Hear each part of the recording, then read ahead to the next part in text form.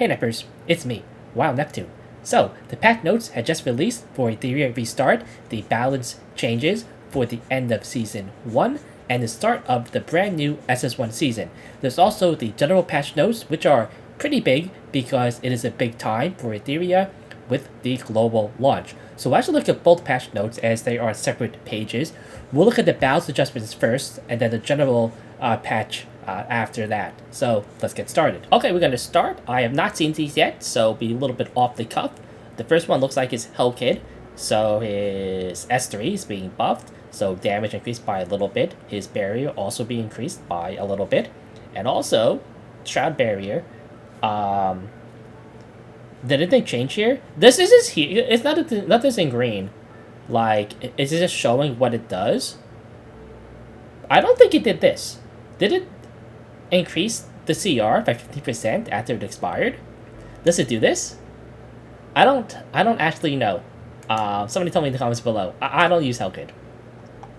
So Rosa, second skill being buffed, it looks like. When she scores a critical hit, if the target is not afflicted by blade... Oh, well, first of all, will this make Hellkid see play? Right? Let's say, for the time being, this is new. Probably not? I don't know. Right? I think he needs, like, something fundamental in his kit to be changed for him to see play. Alright, Rosa. Second skill. So, if the target is not afflicted with Blade Heart Bloom, will definitely afflict the target with Blade Heart Bloom for 1 turn. Definitely afflict. What does that mean? What? Hello? Does it mean ignore ER? Is that what it is? If it is, I mean, that's nice, I guess.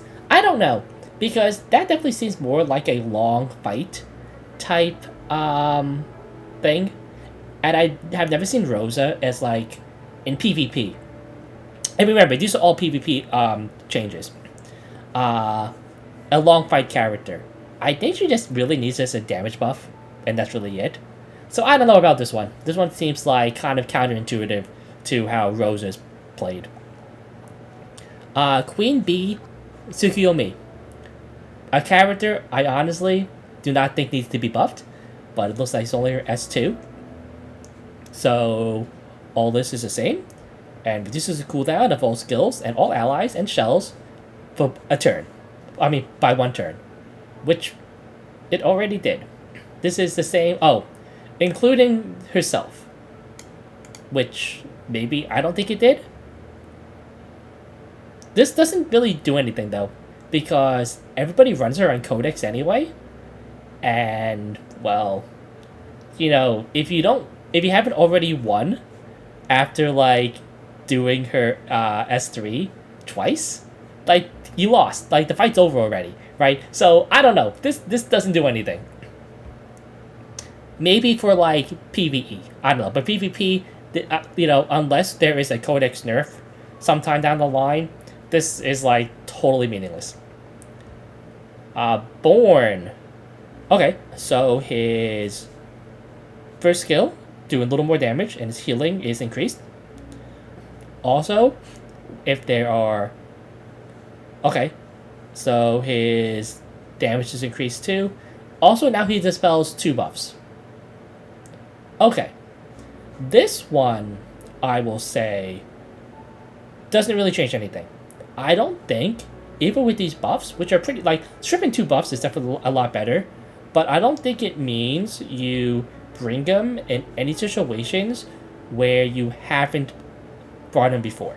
So he's just better at what he already did, and what he did was already, like, kind of niche to begin with. Shiada. So, okay. Okay, so she's getting a... This is per stack. So, an ER boost by 30%. So that's 90% free ER. That can be significant, right? Depending on how fast you can build the stacks up. Especially because, in, like, slower matches, some characters just don't really have a lot of effect accuracy. So, okay. Reduces damage taken by 50... What? Okay, so at max stacks, 45% damage reduction for free. That is That is a buff. Holy... What? Like, you already have, like, Bloodbath. And this is on... I wonder how it works. Right? I wonder if it's additive or multiplicative. Right? If it's additive, it's insane. Right? Because you already have, like, Bloodbath plus this, and that's nuts. If it's multiplicative, then it's still good, but, like, less good. Right? Either way, it does seem kind of nuts overall. So we'll have to see how this maths out exactly. If it's like mega bonkers or just like, very good. Nahor. So looks like his second skill went out freeze also. And I wonder if the 7% chance here is also related to the freeze. So 7% chance to dispel, and inflict block, and freeze, right? Are they all like separate checks? Or if one of these things happen, all these things happen too? I'm not actually sure. His S3 is also getting buffed. And it is... Okay, so what's happening is that it's being changed. And this is actually a change that people have suggested happens. Is his S3 is now 2 attacks. So the base chance per an attack to land the debuffs is a little bit lower. But overall, it's higher because you have 2 chances to land them, right? So pretty good buff here. I don't really think it makes him like a meta player or anything, but it doesn't make him better. Nymphaniol, whose S2 is being buffed, which I think is fine. Her S2 is very weak. It's also on like a very long cooldown. Okay, cleanses 2 debuffs from each ally. That's actually pretty good. I don't know how like relevant this will be in PvP though. It's hard to tell because Nymphaniol, I don't really see Nymphaniol being played that much at the moment. Like besides like some anti-CC tech, and this just makes her better for anti-CC. I guess, but I don't know if this makes her see play like elsewhere. There are a lot of characters on. Holy crap. Okay, so S2. Deal. Okay, so it looks like it deals 1 instance of 20%. Okay, so it deals more damage to the main target. And also, okay, that it detonates. That's what it already did. So it's more damage on a single target.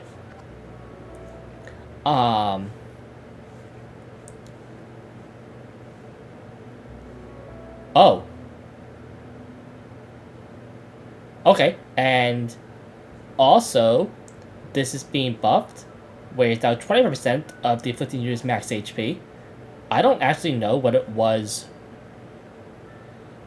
before. It still can exceed, though, 30% of Lilith's max HP. Or whatever. So, I don't really know what... Okay, so it just seems like it does more damage.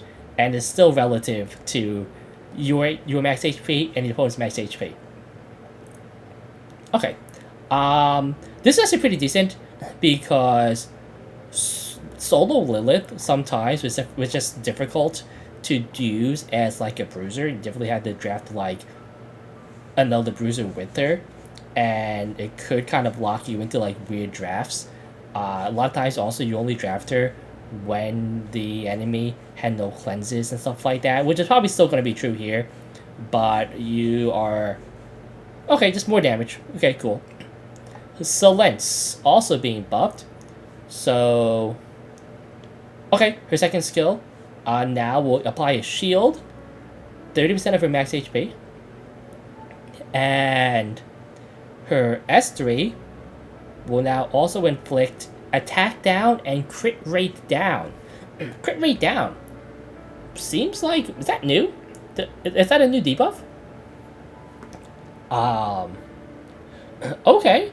So... I would say anti-cleave if a lot of cleave didn't just start with like strips right off the bat, right? Um, I don't know. It's like maybe build her like really fast or something, and you can like get a push. You can still use the S3 for 10 crit rate down. I don't know, but in that case, isn't like Viper still like better or like just as good? In this case, I don't know. This is kind of weird. I can see what they're going for. It's just that with the way drafts are, I don't know how. Like sometimes, yes, this will be like pretty good, and sometimes it'll be like totally meaningless, right? So you know, Hoyen.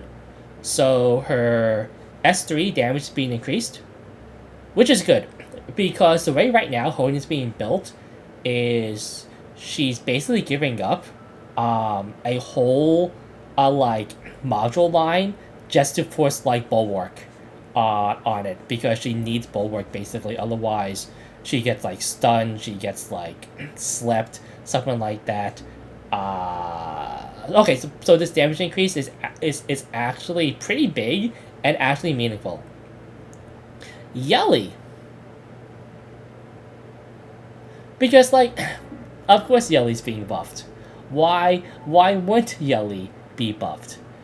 Um, now to be fair, for PvP, I can see it. Messiah right now is just like, I would say, like a tier above Yelly in terms of viability in PvP right now. It's a small buff though. Wait. So it's on the this is the S1, by the way.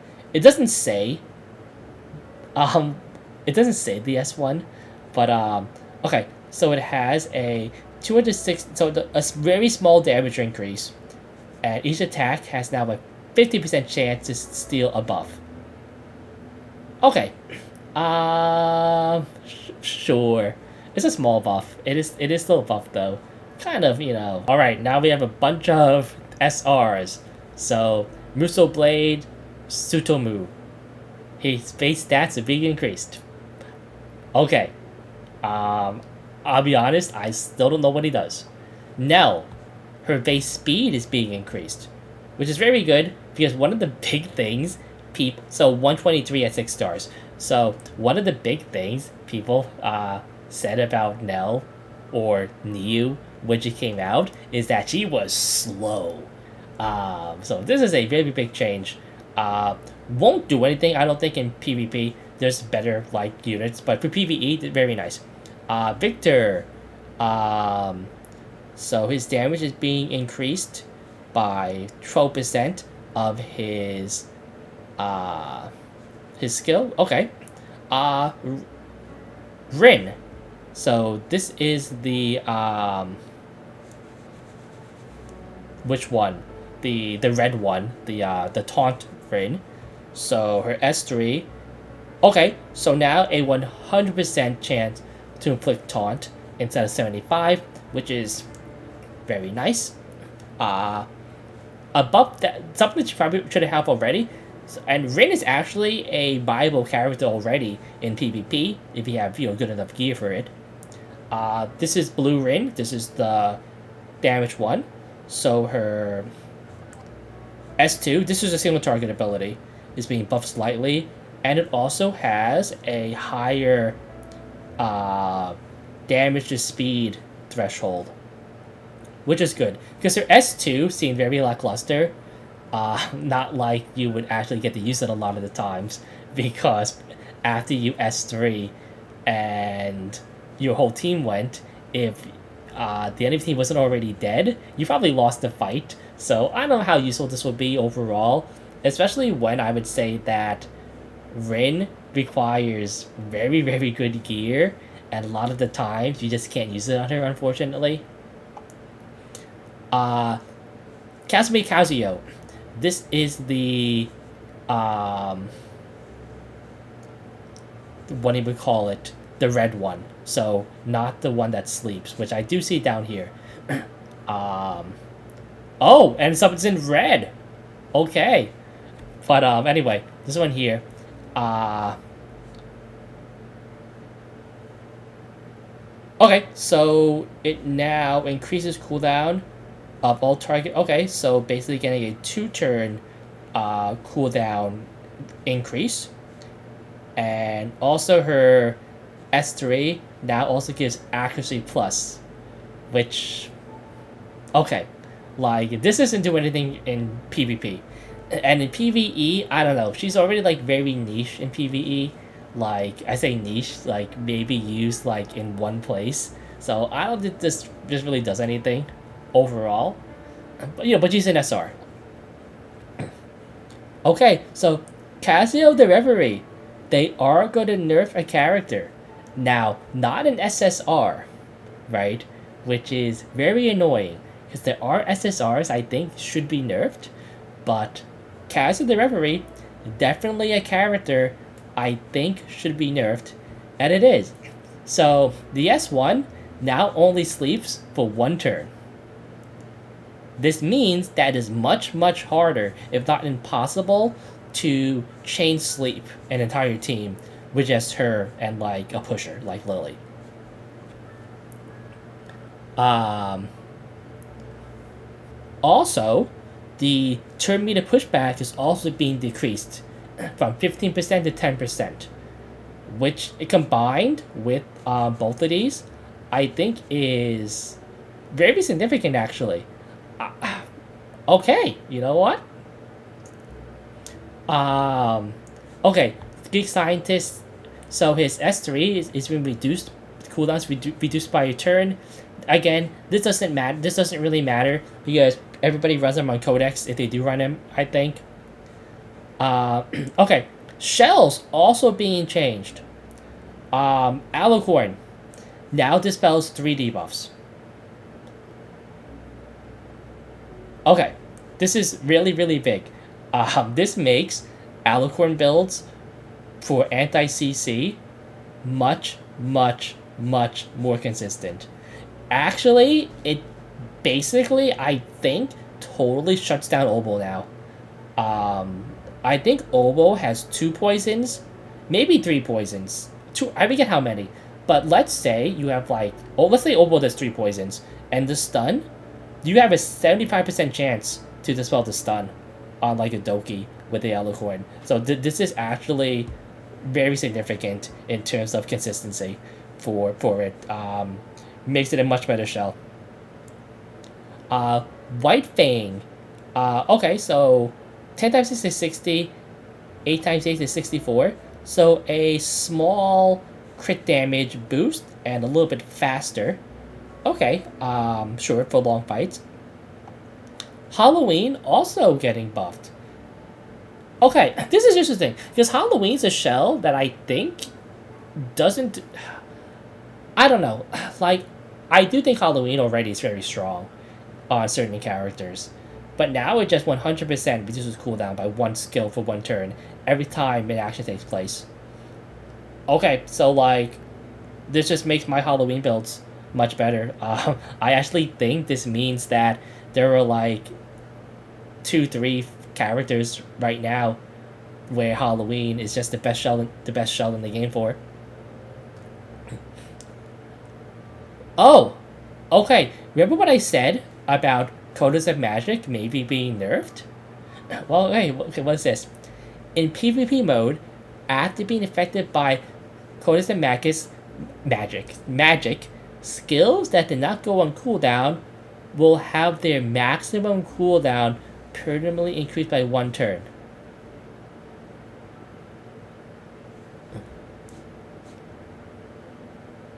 A skill can only be... What? Wait, what?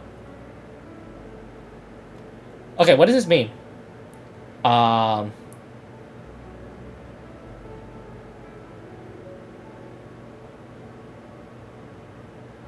Does it mean like the other 2 skills that were not used? Because those didn't go on cooldown, right? And the other one didn't, it was reset. Does this actually do anything? I don't know. This seems like a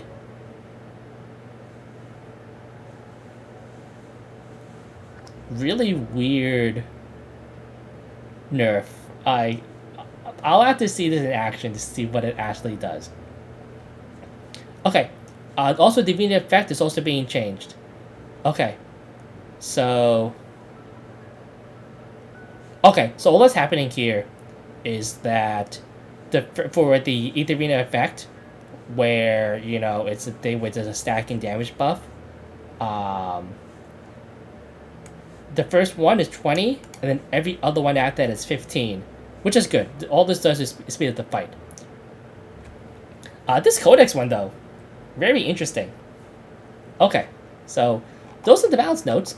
Actually, not that bad, right? Of course, there's some other units I would like to see changed overall, but I think some of the counterplay they might have added in could be also very interesting.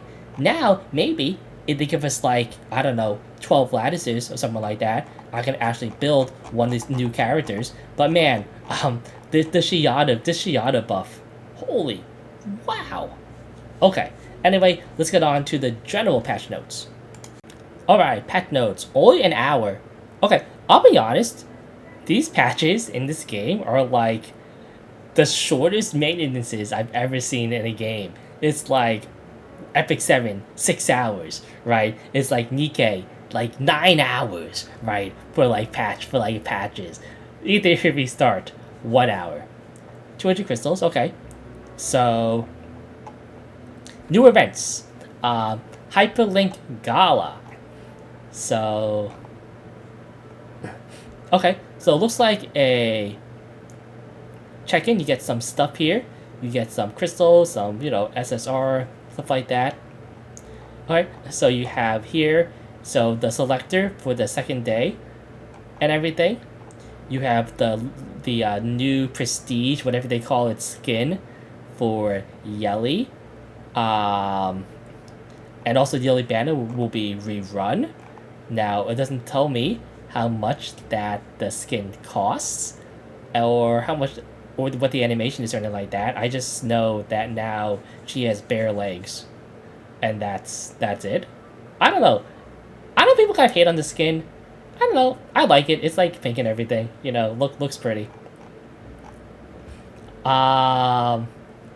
Okay, so limited time event coming soon. Okay, less than 20. Okay, so this is the Returner event, and wow, this is small. So they get a bunch of stuff. I think everybody's seen this already.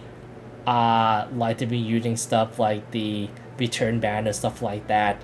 Okay, just all nice and everything. I don't personally. I was gonna make a video on this. I don't really think it's that necessary to do though. I have mixed feelings. Of course, as a player who has played the game every single day since it came out on multiple accounts and has spent money on the game, part of me is like, kind of about this. Because, like, you have to think about this. It's like, yes, the 3 weeks I played that people haven't played, I've gotten a lot more stuff than all of this stuff, right, by playing the game. But the thing is that they get this stuff by not doing anything, right? By not doing any work or playing the game at all, which is like a big difference. So like that's the only thing, right? So SS1 Global, this is the new thing here, where there's a exclusive outfit and like other things like memory imprint. I don't know what this is.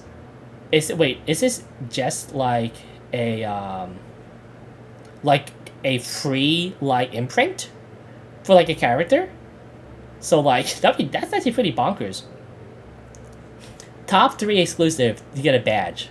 Only the top 3, okay, top 200 gets a frame. Okay, that's actually pretty big. Only the top 200 gets the frame. Okay, so that means much more competitive, actually, because you don't have one just for reaching legend, which is mythic. So okay. There's also a new Summit Pass. This is the RTA Pass, and it's completely free. So just do RTA, and you get stuff, which is very good, actually. Okay, there's also new Hyperlink Charter stuff. Only for Arena, though, for the new, like, SS1. I guess for RTA, probably. Yeah, for Summit Arena. Okay, you know what? Actually pretty good. Maybe this also means, like, another lattice at the end of it, too, for people who do RTA. So, I kind of wish they did more stuff like this with PvE for Hyperlink Charter, but okay, sure. So chat emotes can now be used outside of matches. Okay. Okay, so also like some other things like broadcast stuff. Yeah, look at it more. So balance, we've seen that already. Also some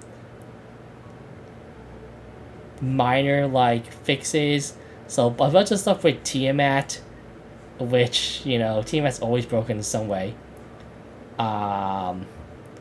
Mia, okay, so this is a bunch of like small fixes, right? Where you can read these at your leisure. I'm not going to really add them. Also some optimization stuff like that, where again, okay, so that's really all there is to it.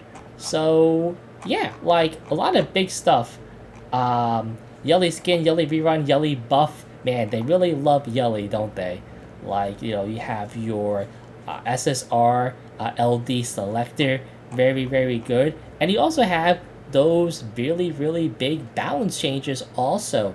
Man, again, Shiada, in my opinion, big, big, big winner of the balance patch. Also, the Codex nerf. Don't actually know like exactly how it works. Like my brain is kind of fried about that. The Casio the Reverie nerf too. Much needed. Too bad no SSRs nerfed, so that means not getting any of your lattices back, unfortunately. Anyway, that's all for this video. Just a little overview of the changes happening in Etheria Restart. If you like this video, like, comment, subscribe, all the good stuff. I'm Neptune. It's been a good one. Till next time.